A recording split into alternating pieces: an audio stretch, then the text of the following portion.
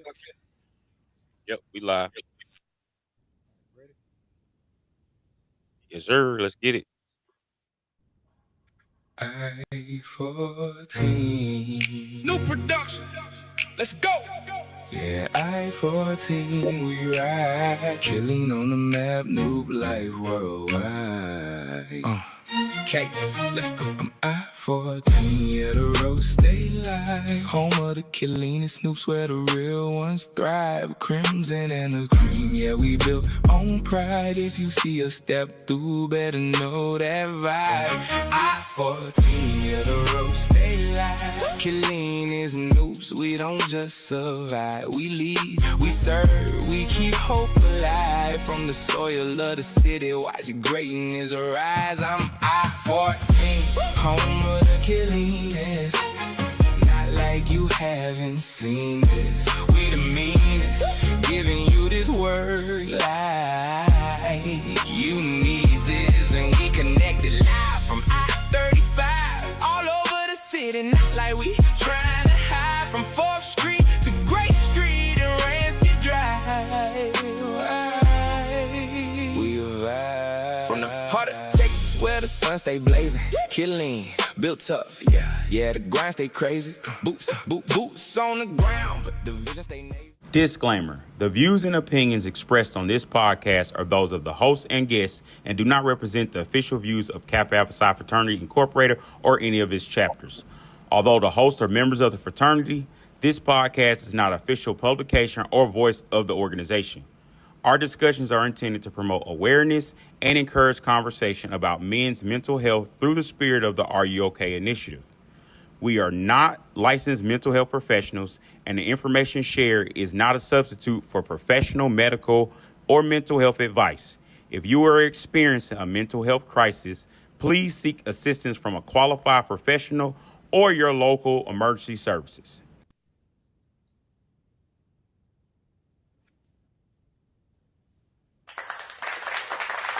Yes, sir. Welcome back. Welcome back. Welcome back.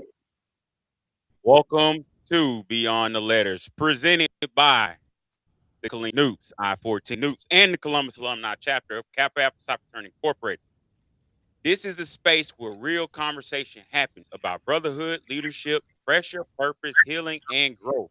Because who you are goes far beyond the letters. Today's episode is one a lot of brothers need. Even if you never say it out loud. Episode 4, The Strong Friends.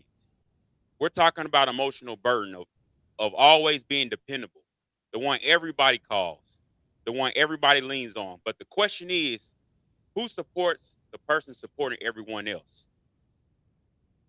Now moving on to the host. Let me introduce the brothers holding this conversation down. First, let me introduce to you today the teacher, the motivator, the brother who's bringing structure and clarity. We got Coach. Coach, go ahead and tell the listeners what's on your mind today and what you're stepping into today in today's episode. Yo, I'm good, brother. Feeling good today. Just started back with, football. I've been grinding. Getting back in the fall camp right now. I'm just about to get out of it as we go live into our scrimmage next week. But yeah, man, we're gonna get into some stuff today. Talk about some good brotherhood, good fellowship, and basically just being there for one another. I like that. And next, we have the realist, the raw voice, and the one who's saying what everybody else is actually thinking.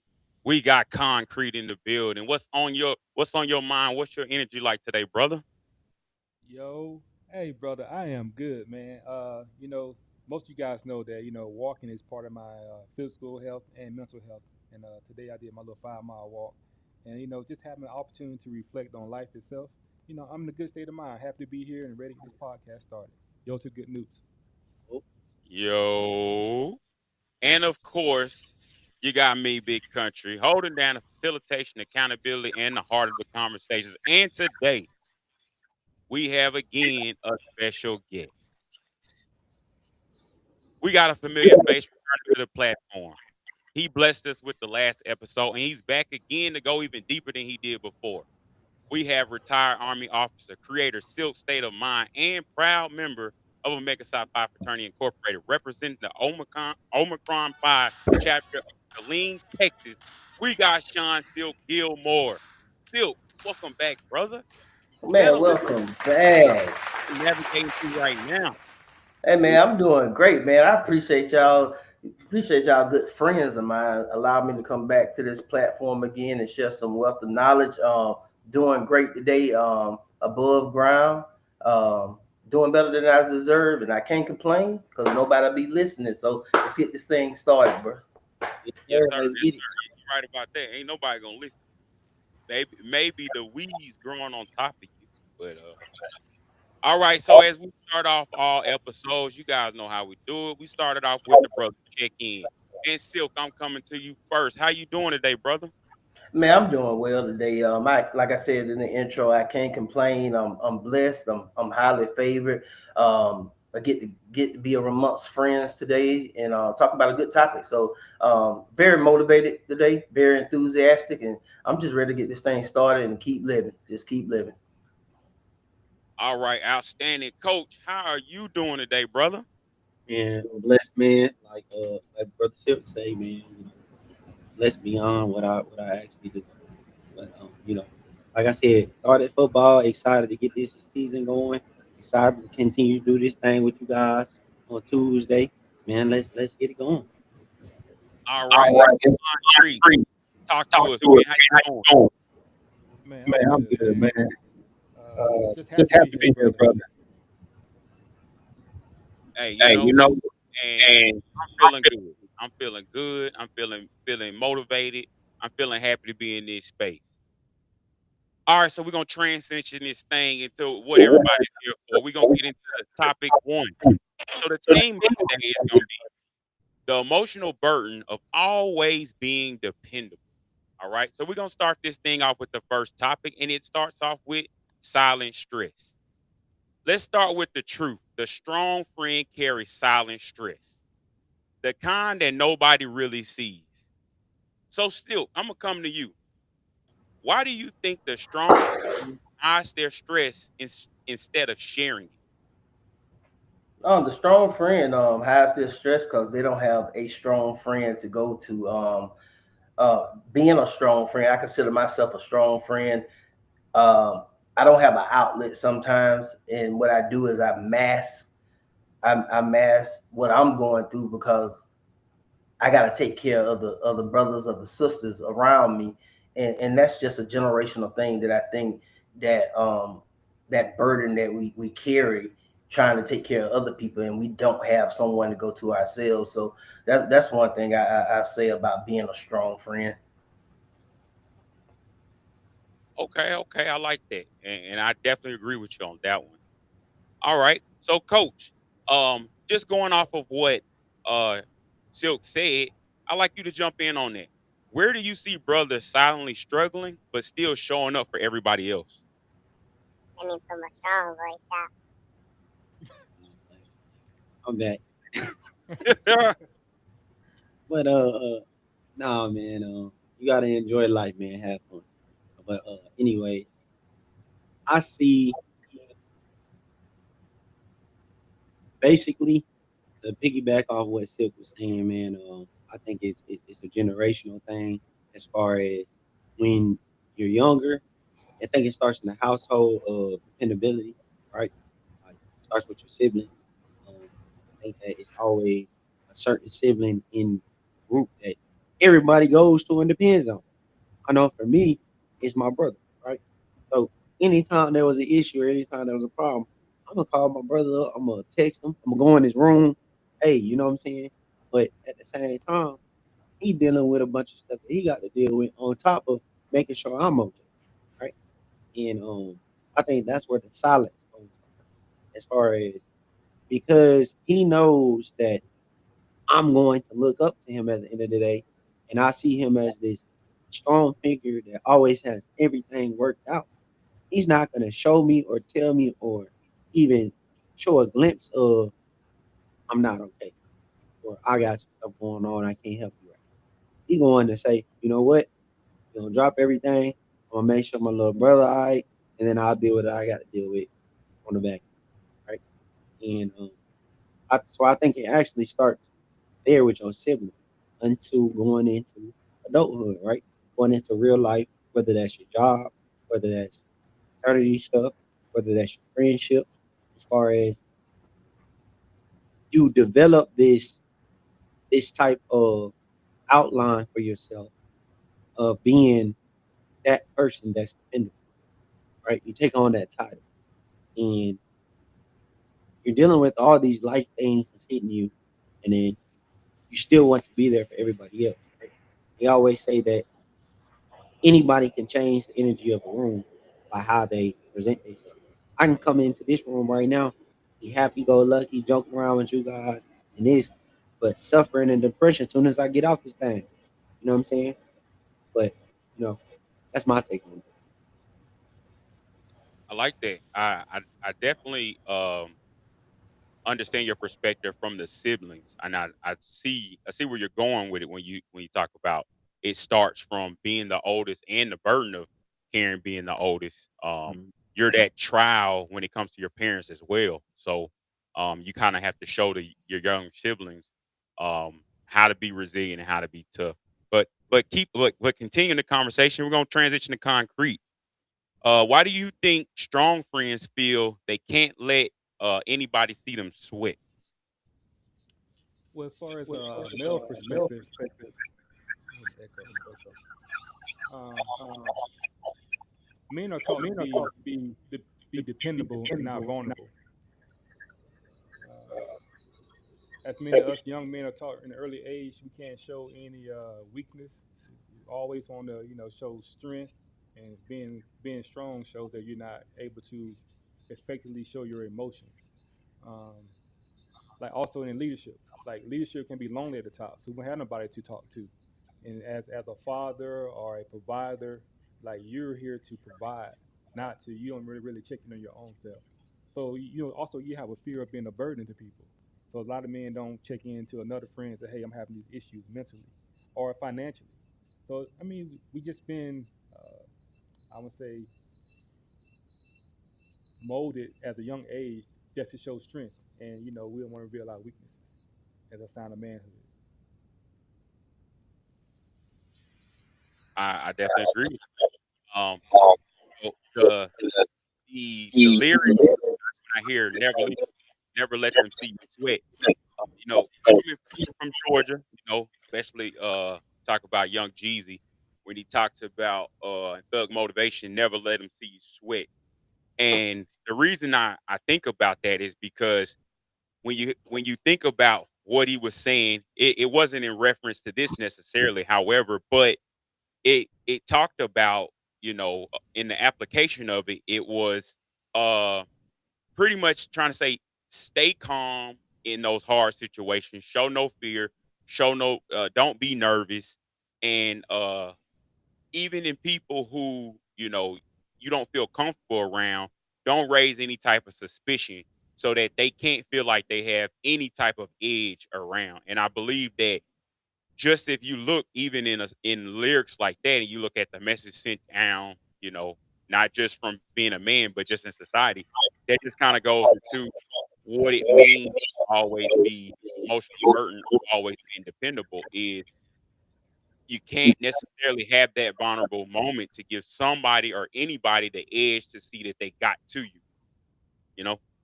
Um, and I think that what that does is as you continue those cycles, it leads into emotional exhaustion, right? So as we transition to topic two, talking about emotional exhaustion, uh, emotional exhaustion is not physical, but it's emotional. And strong friends get tired too.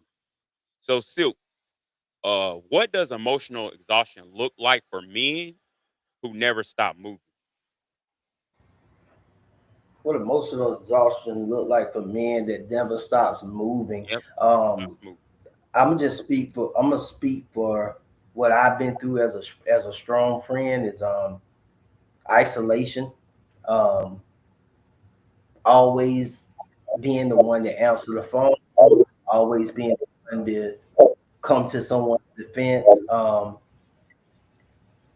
Tension, stress. Those are some of the things that as a strong friend that I have dealt with, because you have so much on your shoulders as a strong friend taking care of others that you don't know how who to go to in order to get that burden off of your shoulders. And then when those people that you're giving advice to, being strong for, they're going through things and they don't think about asking you how you're doing. So as time goes on, you just get more rocks and rocks put in the back of your bag, and at some point, it's almost like you feel guilty, or how can I say, almost mad that you can't release none of those rocks out your bag. So that's what I feel being a strong friend at times. So that I'm gonna just speak for me what I feel. So that's how I'm feeling. Definitely insightful perspective. Coach. So based upon what Sean and his perspective and point of view and the insight that he brought, where do you see emotional exhaustion showing up in leadership, fatherhood, and or brotherhood? I think that emotional exhaustion manifests is in several different ways, right? And what I mean by that is, to answer your question, once you're always putting yourself out there to be there for people and being in those leadership roles and fatherhood and best friend and person to go to, you know, you not only does emotional exhaustion affect you mentally, it affects your body too, right? And you're talking about fatigue, right? You're talking about sleep disturbances, staying up 3, 4, 5 o'clock in the morning. Um, you're talking about loss of concentration. You're talking about, I feel like that's where you start minds start turning, right? You start getting into the rooms by yourself, and as they say, the walls start talking to you, right? And your mind just going 100 miles per hour. Um, and that's because you got all these things going on top of, man, let me make sure Tyler okay. Man, let me make sure Sierra got this. Man, let me make sure so and so got whatever, right? And you're going through all these things. And dang, I got rent due on Monday. I gotta pay my car note on here. I ain't got that. Right. So all this stuff is piling up at one time. I gotta take my son to a football game. My son said he needed some gloves, but I just had to, you know what I'm saying? So, like I said, I think it manifests in becoming overwhelming and getting to the point of causing a deeper mental health issue. Right. And that's when you get into that deep and dark place of depression. And so I would say, in order to prevent that, I think that there has to be a line between finding a balance between helping people and knowing when to be selfish. Absolutely. Um, I definitely agree in building off of what Silk stated to what you stated is you have to set aside time to reset when it comes to that. And with that, so based upon what Silk said and Coach said and their perspective, concrete, why do some men ignore the exhaustion until it becomes a crisis?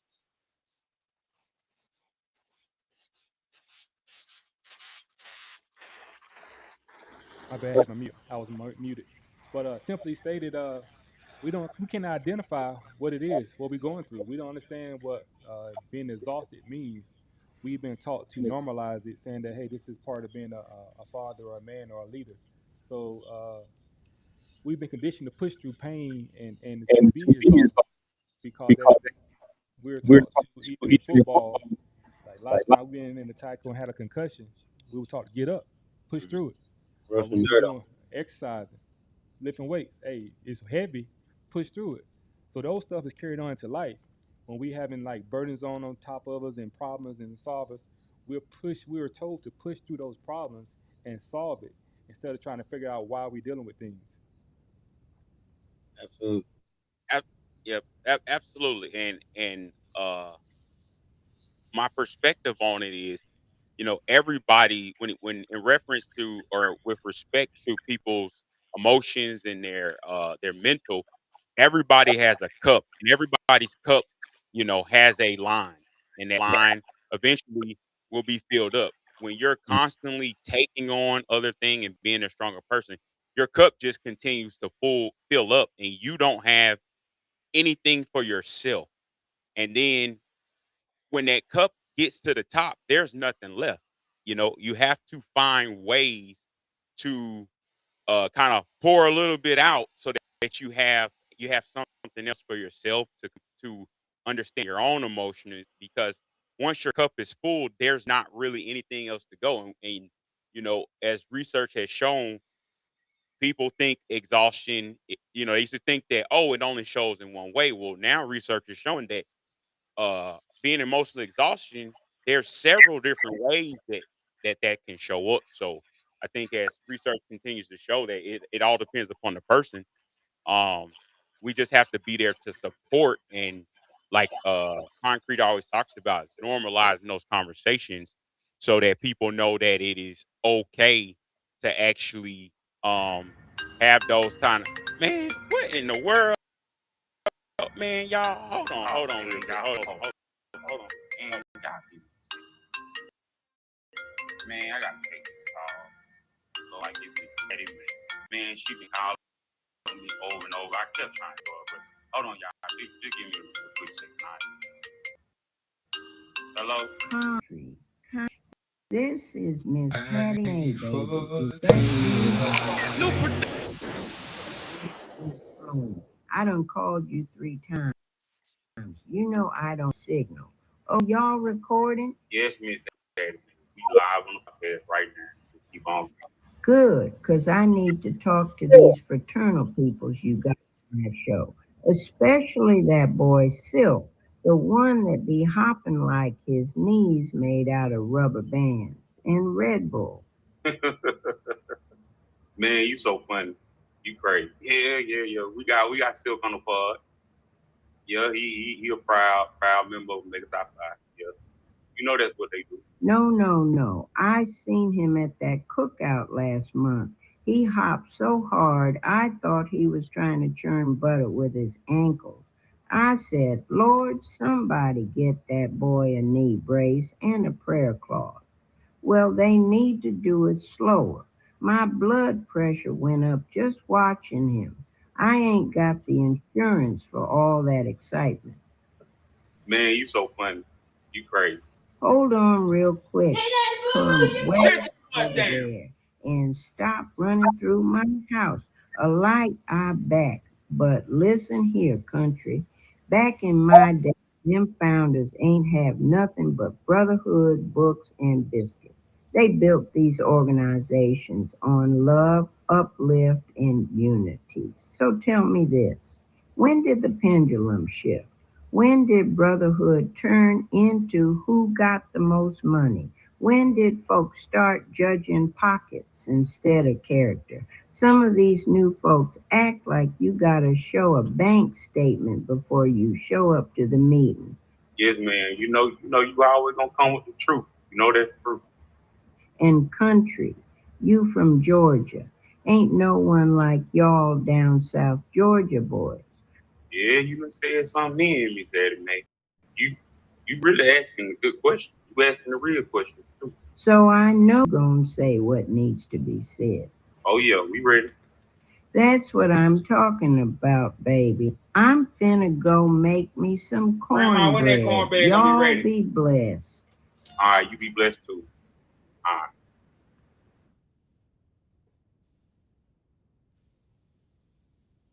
All right, y'all. My bad, man. That was so unprofessional of me.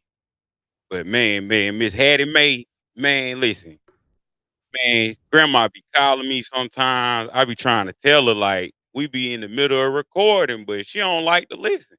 But you know what she did do though? I'm gonna have to fire some shots. 'Cause she fire some shots. So I ready to get into it. She Let's said get into it. something. Y'all Let's get ready to get into it. into it?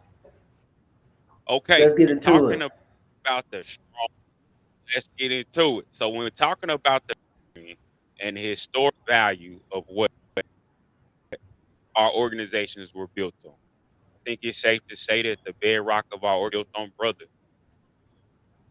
We have a lot of money. We had to create our own. We weren't accepted in every room. What point did the pendulum shift from brotherhood to financial status and not being brotherly?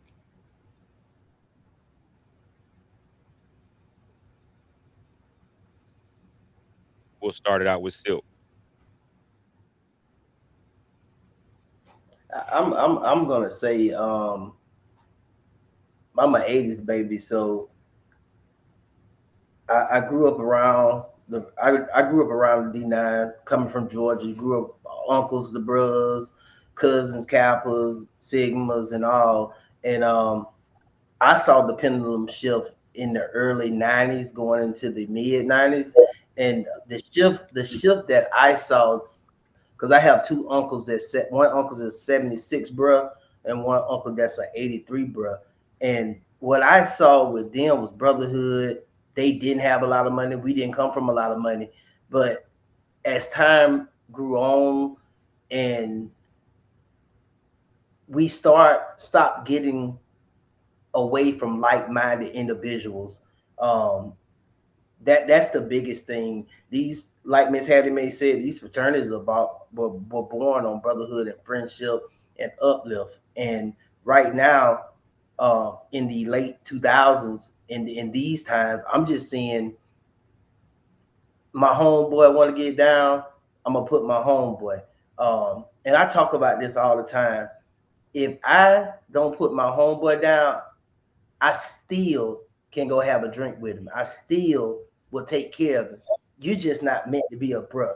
And if you're a good friend, you should be able to tell your friend, like, hey, this thing may be for you. You just need to be a friend. But what we see is I'm gonna just get my homeboy in. I'm gonna just get this person in, or my doctor wanted to be a new, or my doctor wanted to be a Q, and he took care of me when I was sick. So next time we have a line, I'm gonna try to get him on, and that's where we start getting into the financial statuses and stuff. Now, keep in mind, as we've grown in America, we our financial status and the education that we've been getting has uplifted the communities, and that's not a bad thing.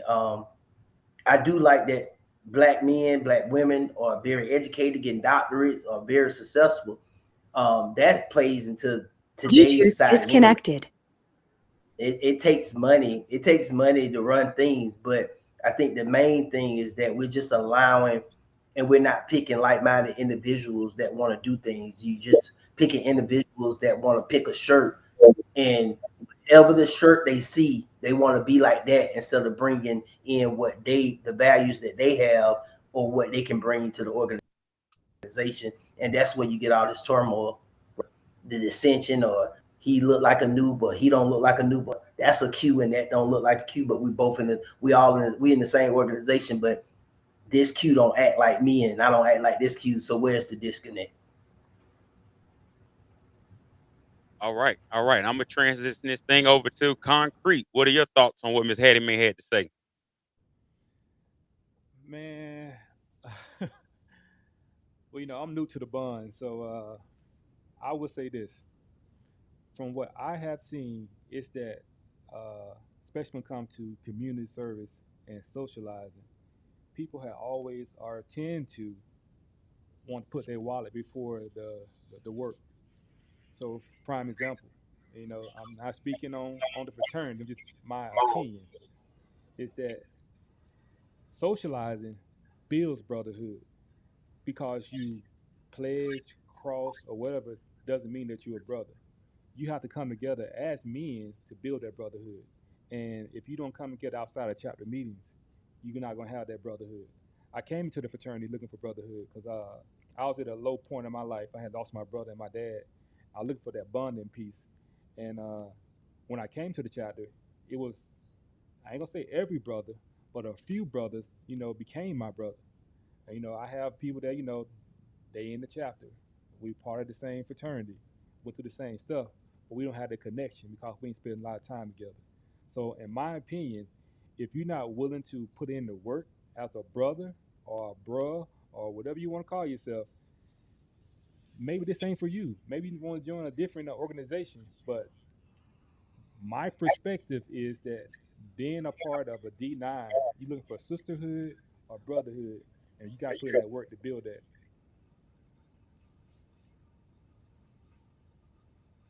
Absolutely. Hey, Coach, what got on it? I think to piggyback off of what Silk said, it kind of comes down to increase. I think the increased invisibility and membership, versus quality membership. That's just my aspect of it, my opinion. Kind of goes into, instead of what a Kappa man is or what a noob is, um, we kind of go into, man, if we get this many people or that many people and we have money to do X, Y, and Z. You know what I'm saying? Um, Also, I think with that, it goes into there's many other things like financial pressures that get into it, that can influence getting into more financial things, like whether it's having, you know, hangout spot or want to do things educational wise in school, like undergrad. I think that it's financial pressures to be able to raise money. So I think with the new generation and the new dynamics of the world that is going into, um, I think the culture has shifted from just being able to kick it at the house, with the brothers, to we got to raise money because of X, Y, and Z. This is needed, that is needed. etc.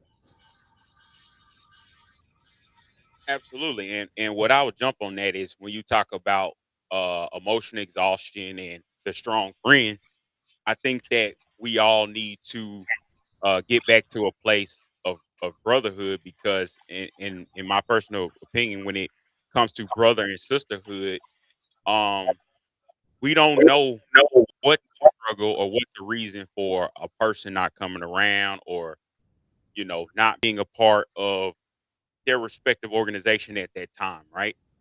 But I think that if we start with being brotherly and sisterly, we can at least work on bringing them back into the fold in some capacity.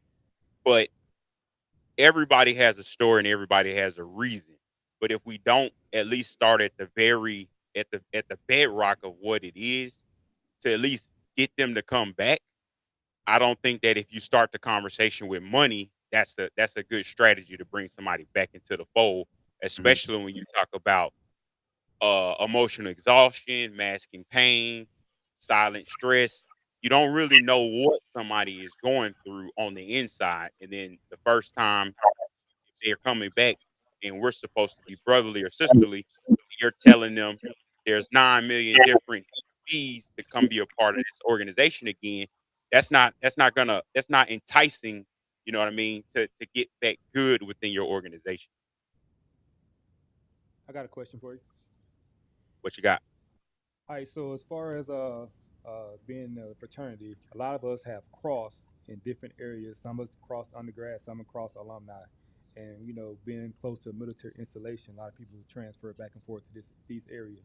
So, how do you suggest, or what suggestion do you have for chapters, Chapters, fraternities, fraternities, or or sororities sororities to to build that build that sisterhood sisterhood or or brotherhood? brotherhood. Can you repeat that last part? What are What you are your suggest? suggestions? Hold on, I'm I getting get an echo echo somewhere. somewhere. Can you hear Can me? you hear me? Mhm. I can I can. I'm about to mute your mic. so Oh, so how do you a suggestion? How can fraternities, sororities build that sisterhood or brotherhood when they have come from different places and they have different paths? Some have cross pledge or whatever. Like, how do you fix that internally with your organization? Your suggestions. coach. I think that it just comes with going back to regularly being a brother, right? Fellowship, get to know each other, right? It's just like a workplace. Workplace. If me and you work together and I don't never talk to you, I'm never gonna get to know you. I'm never gonna know what's going on with you. I'm not gonna know what you like, what you don't like, or where the common grounds are to build a real relationship with, right? And it's the same thing with the fraternity. Everybody has different backgrounds. Everybody crossed somewhere else. Everybody has different jobs or majors or whatever the case may be. But if I don't actually take the time to fellowship with my fellow brothers, I'm never going to get to know them on a personal level. And I think that's where the question of country comes back into, right? Is why has it shifted, right? The dynamics to financial status. I think that even though there are different ways that we can raise money, we still have to keep the fellowship in it. And I think that's what's kind of getting away, if that makes sense.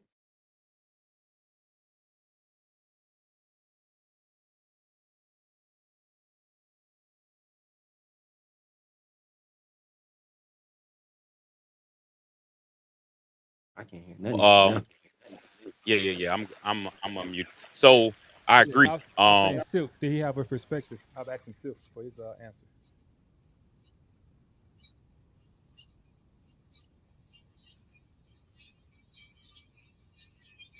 Can you hear us? You got to unmute. Unmute yourself. You still muted, bro. I'm unmuted. The host muted All me. right. Now you go ahead. Go ahead. All right. You can hear me now? Yep. Yeah. All right. So I just keep since it's concrete truth. I'm gonna go to silk state of mind. And I'm gonna ask you just to clarify. The question is, when brothers or sisters come into a different area, how do we get them back into the fold, or how do we um, show that brotherhood? Is that what the question is? No, no. So the question is like I said, people come from different backgrounds, Mm-hmm. and while you're in that chapter, like you tend to mesh with people who you know you're saying, so who you cross with, who you pledge with. So with being a mixture of people from different areas and different backgrounds, undergrad, alumni, Uh-huh. uh, how do you bring in that brotherhood or sisterhood in that in that chapter? People come from different areas. 16 years, I brought Omega my values and what I said when I was in the interest meeting, and everybody been through it. I want to do this and that and that. I did that, and I've been doing that. I've been financial for 16 years. I've been Sean Gilmore as a friend. I'm always good to everybody on this podcast. I'm the only Q on this podcast, but you all are my friends and family. I hang out with y'all. That's all it is. If you're not a good person, you're not gonna be a good brother or sister. And I'm just gonna leave it out there. It's no science or no books to read about this concrete. The reason why brothers and sisters don't come back or don't gel together is that everybody is want to click. Yeah, you got your good your newts that you hang with or the bros that you connect with, but I talk to all bros. Like, will I go to every bro house? No, I'm not gonna go to every bro house. Every I stay in my lane. Some bros are out of my lane, but they're still good people. I don't treat them differently. But you have some bros that, oh yeah, I make $500,000 a year. I can't talk to Silk because he only make $50,000 a year. You got some people that have that character in them. I can't change that. But what I can change is what I do.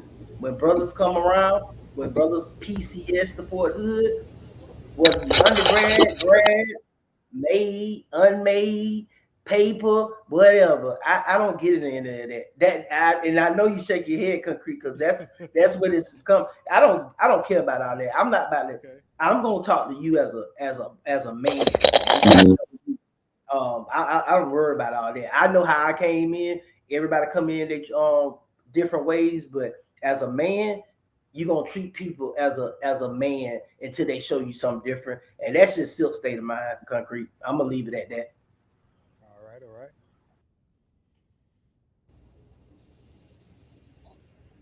Yep. I couldn't have said it better myself, Sean. To be honest with you, it boils down to exactly what you said. You got to treat you got to treat a person like a person. Every organization has their objectives, whatever you want to call it, and regardless of what that is, that's where it starts. It starts there, and um, fellowship. Okay, you might not be able to a official thing in this setting, but you can have outings and things like that in other settings that are not official, and be brotherly, and like Sean said, is you know you can be friends with the man. It doesn't matter. All that other stuff doesn't matter, right? That's semantics. That's people who peaked out on life the day that they were born. That's not things that truly matter. What matters is how do you genuinely treat a person, and that's ultimately it goes down to your code of ethics, your values, and things like that. When you cherish that over everything, your light shines through far better than anything else.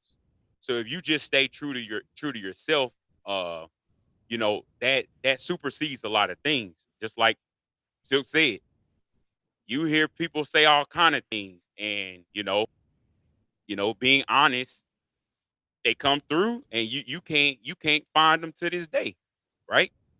They just donate a lot of money to an organization.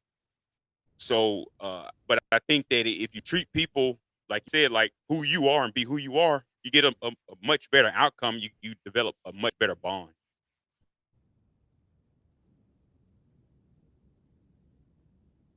All right, all right. That was what you think about that, Silk. What you think about that?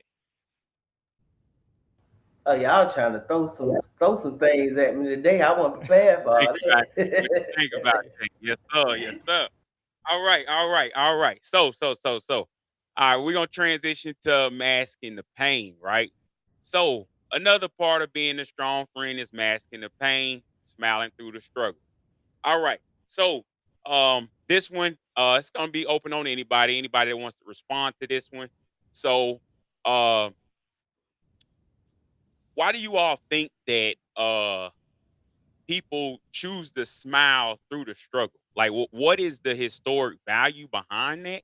And why do you think that we don't want to show that struggle? Why do you think men don't want to show that struggle? I mean, that goes back to what Concrete was saying, right? As far as like, as a man, you're taught to not be allowed to even show any type of emotion, right? And that started off going back to episode one. You know what I'm saying? When you a little kid, you 4 years old, you fall on the ground. My dad say, "Man, get your ass up. Ain't nothing wrong with you. Wipe it off. You a man. You a boy. Boys don't cry, right?" And that starts there. Then you go into middle school and high school. On You get teased for trying to show emotion, or being vulnerable, right? You got teased for it, and then don't get into a relationship at a young age, and you be emotional, and I'm pretty sure we all been there. You deal with a younger lady, and she say, "Oh, you acting like a female," or "You too emotional." Oh, oh, You oh, know, oh. all of that, all of that, all of that goes to, as a man, we're going to mask and hide all that in now. I'm not going to show that I'm dealing with something, that I'm feeling a certain type of way, or that going through anything, because I want to maintain my masculinity to the world, right? I can piggyback. Oh yeah, I can definitely, piggyback. definitely. So as far as me, my perspective, as men, we're so accustomed to being the problem solver that we can identify when we having the actual problem ourselves. So That's true. that's one of the main issues that we use, like you said, we mask it with a smile.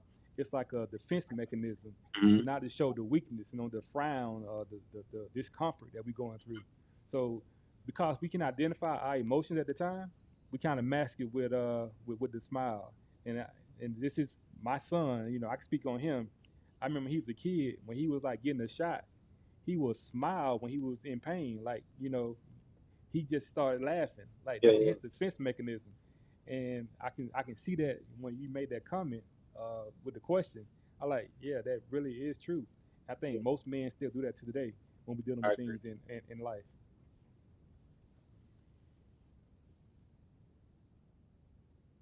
Oh, most You definitely, know, most definitely, most definitely. this specific topic literally pertains to the the the conversation with Michael Beasley, right? And what he was talking about, what he was going through, as far as like he was going through all these things, and everybody was laughing and joking at him. So he had to cry in the shower, so couldn't nobody see his tears. Hmm. That's deep. Yeah, that is. I you know I would, if if there was data out there, I would beg to differ. There's probably most men do that. When it comes to that. So with that, uh, topic four is care and responsibility.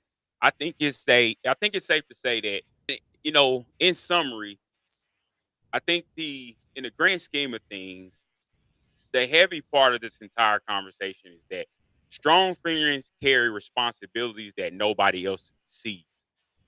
And what I've learned through my life is that when people don't see you sweat, when people don't see the grit, when people don't see the grind, they tend to devalue the amount of work or how hard you're actually working or the actual struggle that you're going through. So I would raise the question is that do you think that as we move forward,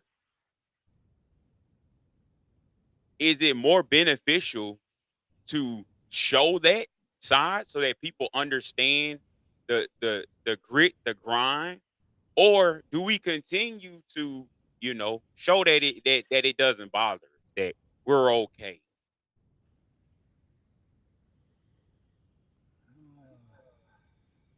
So I would say this, right? I would say different situations require different responses.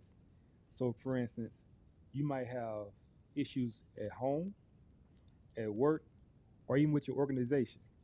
You got certain people who you can talk to about things you're dealing with the organization, with issues that they can relate to and understand. Then you got things that you can talk to, people, friends that you work with that you can talk to. So my issue is when you have issues at home, who do a man have to talk to with issues in relationship wise? So we technically don't let those emotions out. We kind of hold those in, and that's some of the main burdens we carry as fathers, as leaders, or protectors, or providers. Those are issues that we don't ever like discuss. Now we can talk to our bros or our noops and about things going in the organization or our friends at work, co-workers about issues we're dealing with. But when it comes to like relationship wise, that's where we fell short as men by giving being vulnerable to people, opened up to people about our issues. Because we don't want to look at as failures in relationship wise. Yep. What I you got agree over there, with Silk? you. Um, I I agree with what Concrete says, and personally, Concrete, I just want to say I had to basically you got to get out of we got to get out of the we don't need therapy or and things like that. And also, I'm in my relationship. I basically she asks me what's wrong. She basically gets it out. That's what you need. You got to have some. You can't just run away from the person in the house. And I used to like I'll mask and mask, but when someone is strong like what I have, they ask questions, and over time I got used to just saying what I had to say, and I realized over the past 3 years that I'm a better person because I let it out. I took those boulders out of my sack. Um, the biggest reason I act the way I acted is because of my great grandfather. Racism, slavery is something that was passed down generation. And even in the military, I served 20 years. There was racism in segregation. Maybe not like my great grandfather, my grandfather had to go through, but you build a certain type of performance. Of, you have the performance of strength. It's not a just a character trait that you're in, inhabit where you're observing over the past 100 years. It's also a survival tool. So what we need to learn how to do is we need to get the therapy. We need to get out of that survival mode all the time. We have to learn how to when to use your survival tool and when to put stuff. Hey, let me not go in my bag right now. But I think that from slavery, the black man has been taught to be the performance of strength. We have to be the man of the house. Like all of this is like something that was instilled in us 100 years ago, and it's just generation and generation. But I want to end off saying this is why when you don't open up country for those active duty, if you've been in the military, this is why that colonel, that sergeant major, that soldier that retires and gets out the army, and we have the top suicide rates because those leaders didn't have anyone to turn to, and this is that strong friend. That's that strong leader. This is why we have a high rate of suicide because we don't teach men, women how to deal with being that leader, that strong friend, that person to go through. So yeah, that's a big thing we need to learn how to do is just open up and just be one with yourself. Live in your truth. If you like to cry, cry. You know, if you're sad, sad. You can still be a strong friend and still be vulnerable. And I think that's what we need to work on as a generation, as men, as women. If you are a strong friend, you need to know that it's okay. You can cry, you can be vulnerable, and you can still take care of your friends, your family, your household, man of the house, and so forth. And I yield my time back to you, big country. Absolutely. And what I like to summarize what you said is that people have to stop letting outside conversations measure or dictate the scale of whether they're hard or soft or things like that, or you're changed. You're still the person you are. I'm still Devon Robinson. I might choose to do something different, but guess what? I'm still Devon Robinson. I'm still big country. I'm not, I'm really didn't change. I might have, might have shifted something, but I'm still me. Just because you choose to do something different, it doesn't deviate that. And that's what people gotta they gotta stop that. They gotta stop that mentality that because I chose to do this, I am no longer that. No, you were if I go look at your birth certificate, you're still that same person. All right. And that's what people gotta realize is you gotta judge you. You gotta stop letting the outside noise judge you, right? Um, that very critical point. So I'm looking through the new productions right now. So we're gonna move to the interactive section. So before we move on, I want to ask the listener something real. Who checks on you? And some of them I've been looking through. So all right. So we got Skio from Mrs. Tyler. All right, we have Georgia, the Missus. If you feel like you're unable to release your own emotions because you are that strong friend. Yes. Um, how do you regroup before it becomes too much? Um, so the question becomes if you feel like you are unable to release your own emotions because you're that strong friend, how do you regroup before it comes too much? Boundaries. Yeah, I I think think we're I taking think steps boundaries is toward a it. huge one. Huh? I think we're taking steps toward fixing that problem. For a prime Yep. example, you think about how Silk answer was. He said that his, significant other.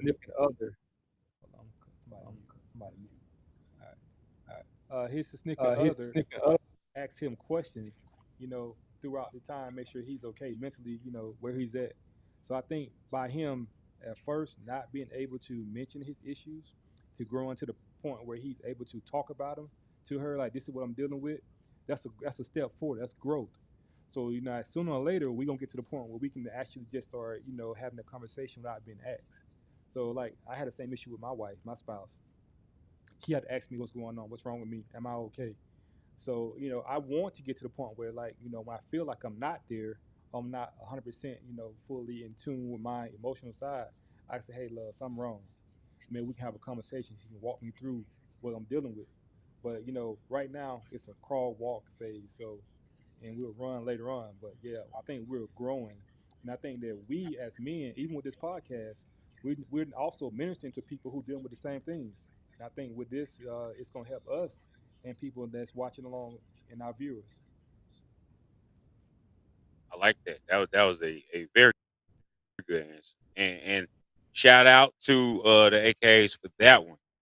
All right. So we got one from Mel. Shout out to Mel. Okay. And this was in reference to back we were talking from Mrs. Hattie May. Have jealousy in your heart. I 100% agree with that. You cannot be afraid to allow people to come into the fold and to just be a helping hand when in reference to that. Y'all also don't see yourself as a priority because you're so busy saving the world. Yep, and I Facts. think that just stems from episode one. Is just I think that we do have to do a better job of choosing us and like what Coach just said, setting those boundaries.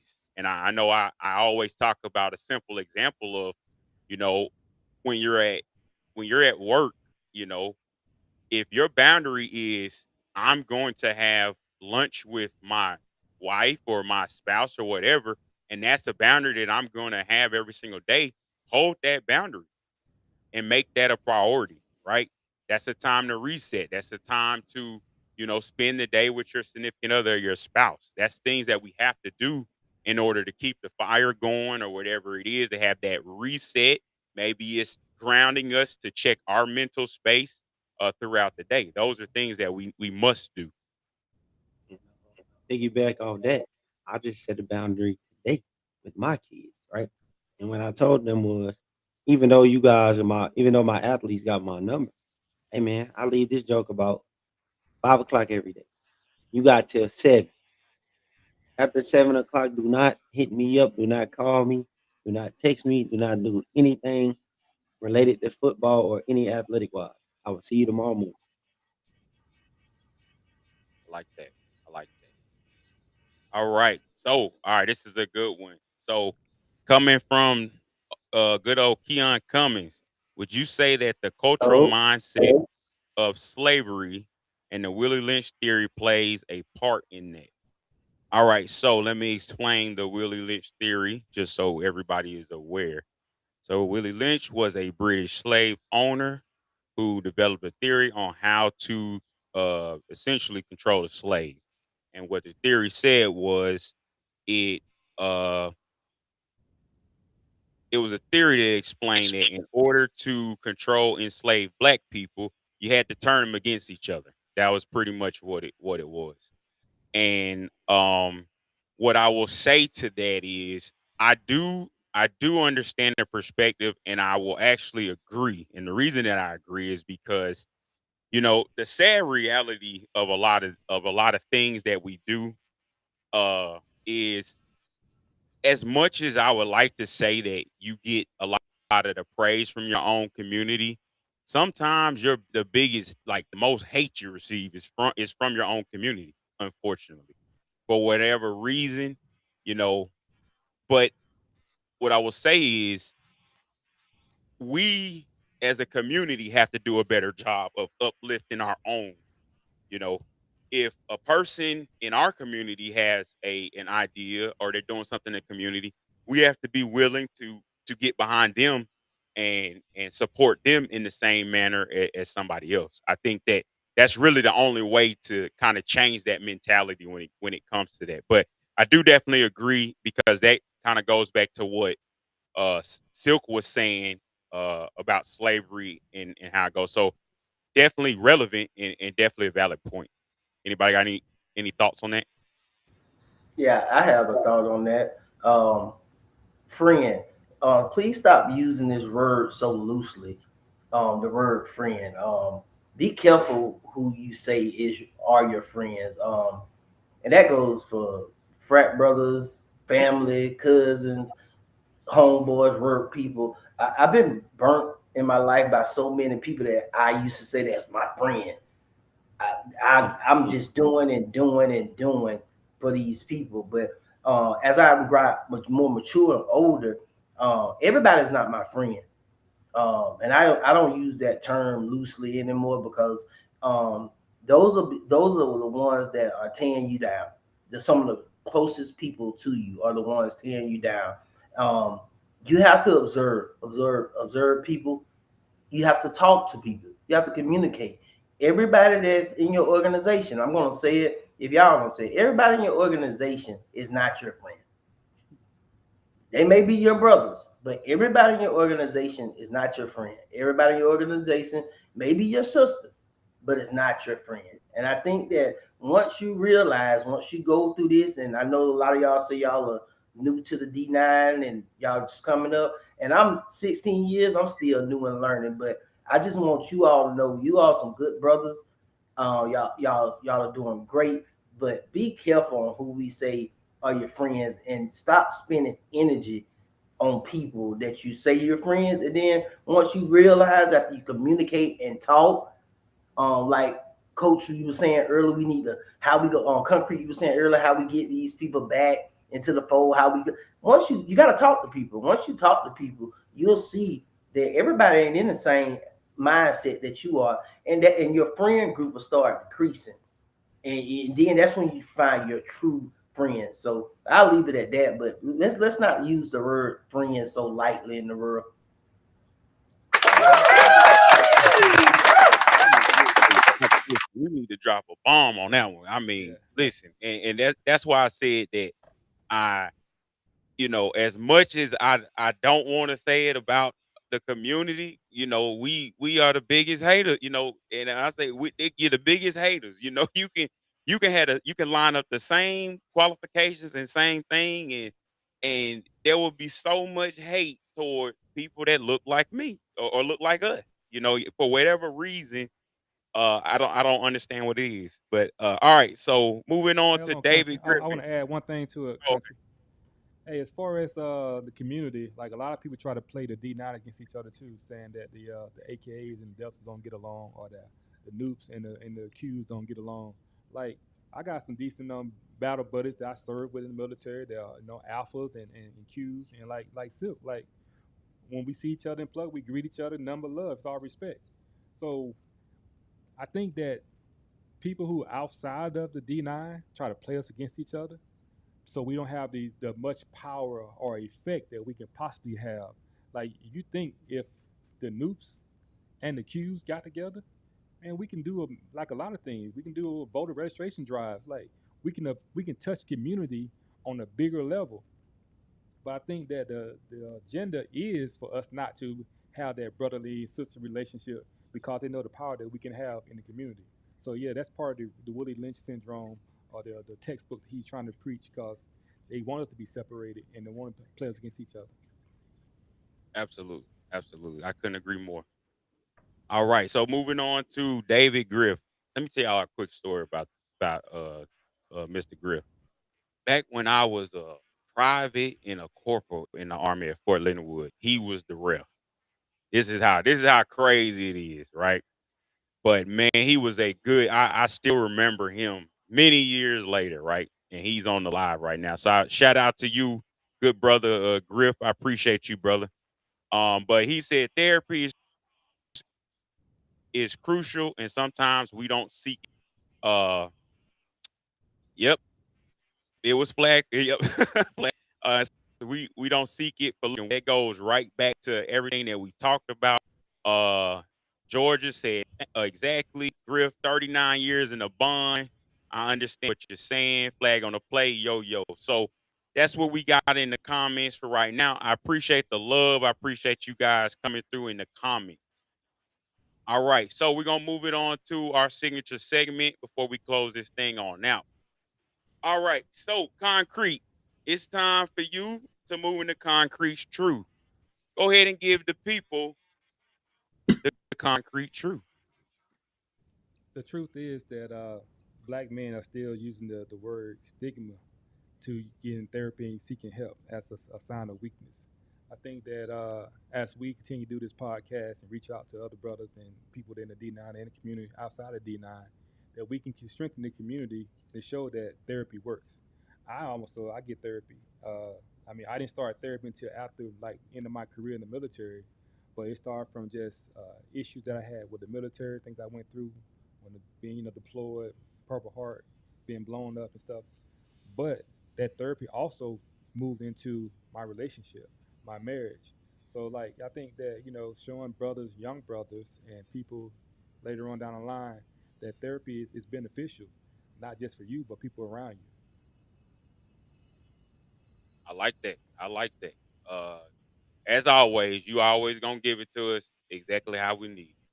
All right, coach. We're gonna move into coach's corner. So let's take a walk into coach's corner. Go ahead, man. Break it down for us so we can make sure that we're fundamentally sound as we step into coach's corner. Oh yeah, take that sip, my boy.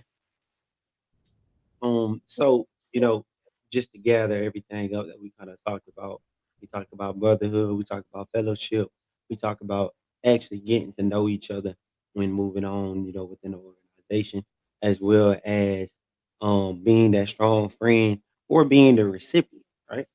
Because you could be the recipient of a strong. Um, I think in all of that, uh, you have to not only set boundaries, not only be able to create that line gi- Bluetooth connected. between giving too much and receiving too much. You don't want to pour out your cup to where it's empty, but at the same time, you don't want to continue to get everything and get overwhelmed and let that cup overflow as well.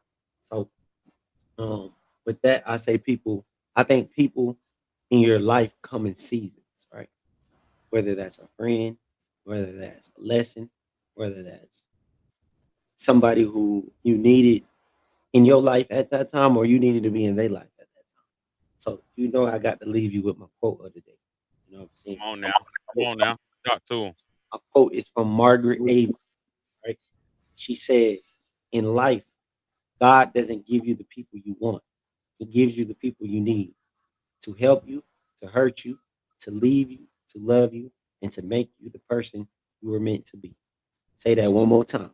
Say it one more time, brother. She says, in life, God doesn't give you the people you want. He gives you the people you need to help you, to hurt you, to leave you, to love you, and to make you the person you were meant to be.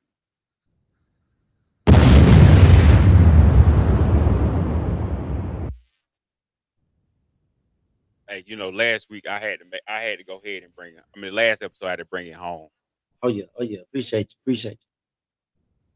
So we gotta let Silk state of mind. We gotta he's always coming in bringing that heat for us.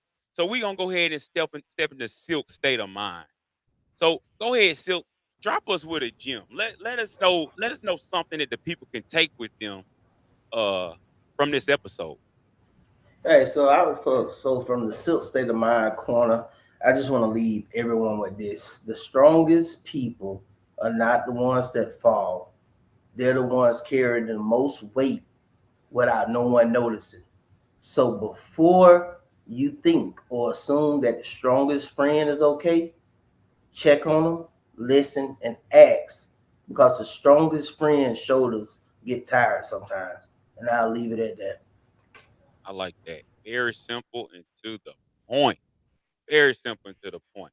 All right, so we're gonna go ahead and jump into the community spotlight. All right, so before we close, I want to shine a light on some incredible people and programs making an impact in our community. So we're gonna get this thing started with Silk. All right, for the spotlight, August the 22nd, Killeen, Texas, Applebee's, the men of Omega Psi Phi Fraternity Incorporated, Omicron Pride Chapter, is having our annual pancake breakfast. It's going to be on Saturday, August the 22nd from 8 a.m. to 10 a.m. $10 a plate, or if you just want to come up there and meet some of the good brothers, and some of the community leaders come up there, show your face. But this is all for community scholarship and feeding the hungry. So please come out and support. I'll send over the flyers so we can post so everybody will know. But thank you. All right, we're gonna move it on to concrete. Oh, the Clean Education Leadership Foundation also doing their brick fundraiser, where you can purchase a brick. You can customize it how you want to. Put your D9 logo. The bricks running from $150 to $300, and just support the foundation with our scholarship and banquets coming up this fall. Also, our 50th Charter Day anniversary is coming up. Tickets should start going on sale soon. Look out for that. The flyers. Stay tuned to the Facebook, Instagram page. Promotion will be coming out soon. All right, transitioning over to coach. Same thing, we got our 50th coming up January. On the back end, I think it's what January 30th, that Saturday. So, we'll be planning and preparing for that. As Concrete stated, information and promotions will be coming out soon. Wait. Hold on. Hey, coach, didn't you just get a new position or something? I did just get a new position, you know what I'm saying? Appreciate you, boy. Y'all know as in my title, coach, right?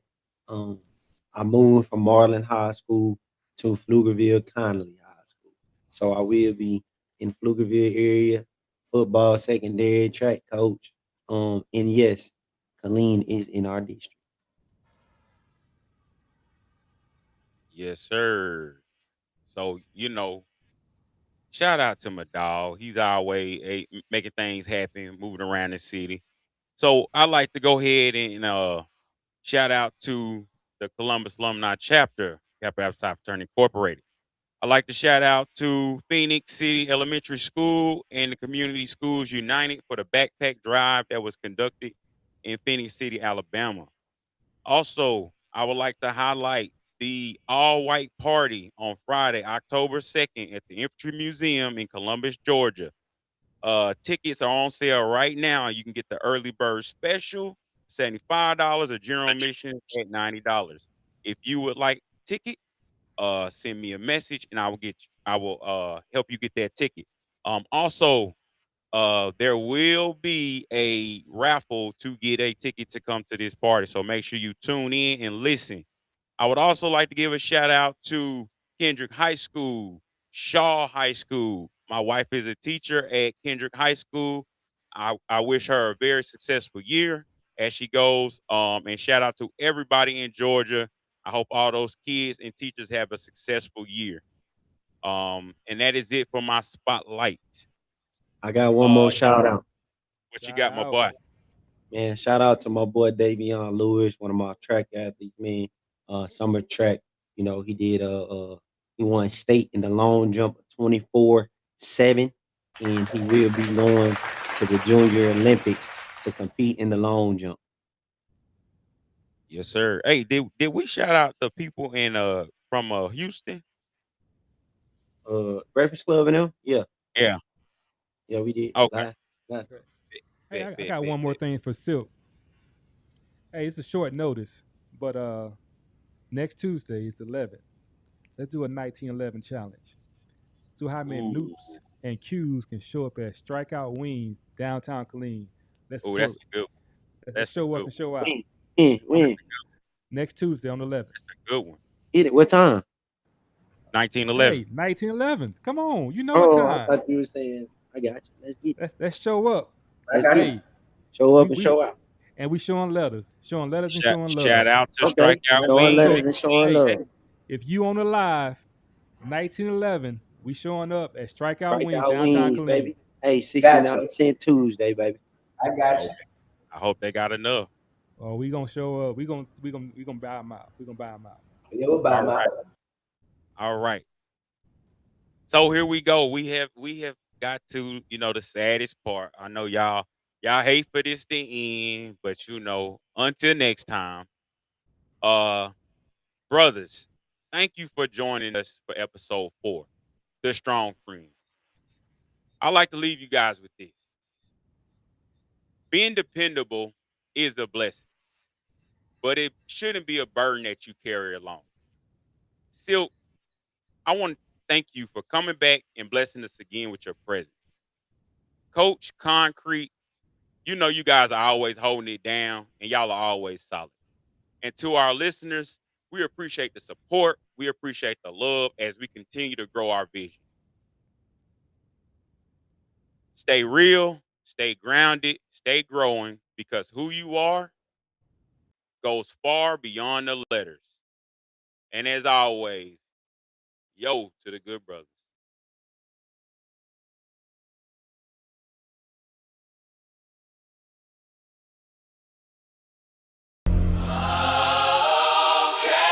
You are okay. You are okay.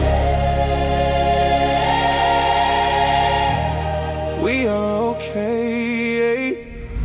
Hello, me, self-responding to the statement you made.